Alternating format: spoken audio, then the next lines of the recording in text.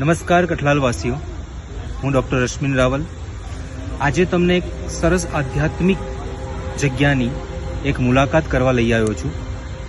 આપણે સૌ જાણીએ છીએ કે 29મી તારીખે પરશુરામ જયંતિ નિમિત્તે 11 કુંડી લઘુરુદ્ર મહાયાગનું આયોજન થઈ રહ્યું છે સમગ્ર કઠલાલ બ્રહ્મ સમાજ સંગઠન દ્વારા.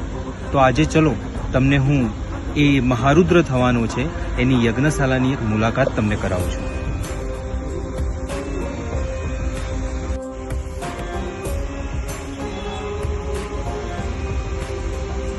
જો મિત્રો તમે જોઈ શકો છો આ યજ્ઞશાલાનું આયોજન બહુ પવિત્રતાથી કરવામાં આવે છે.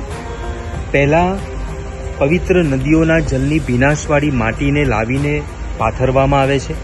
ત્યારબાદ ઉપર ગાયના છાણથી લેપન કરવામાં આવે છે.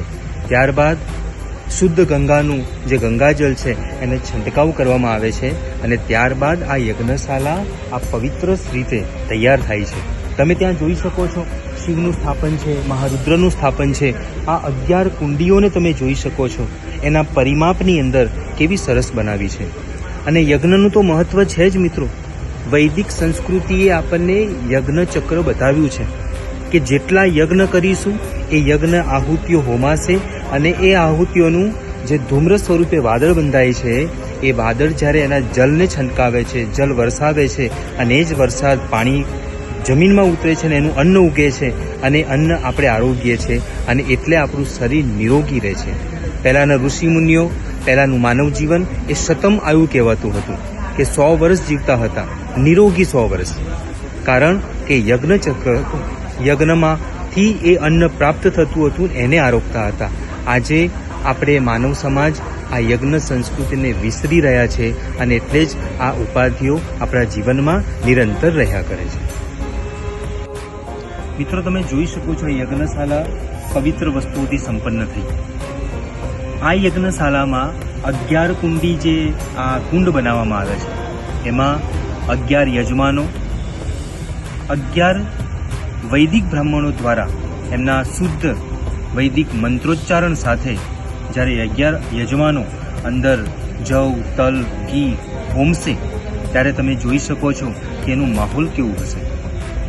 શાસ્ત્રોમાં એ કહેવાયું છે કે જ્યારે આ રીતે યજ્ઞશાલા પરિમાપમાં જ્યારે બંધાઈ હોય, જ્યારે વૈદિક મંત્રોચ્ચારણ સાથે જ્યારે યજમાનો આહુતિ આપતા હોય છે ત્યારે એવું કહેવાય છે કે સ્વયં ભગવાન શિવ એમના ગણની સાથે આ યજ્ઞશાલામાં હાજર રહે છે.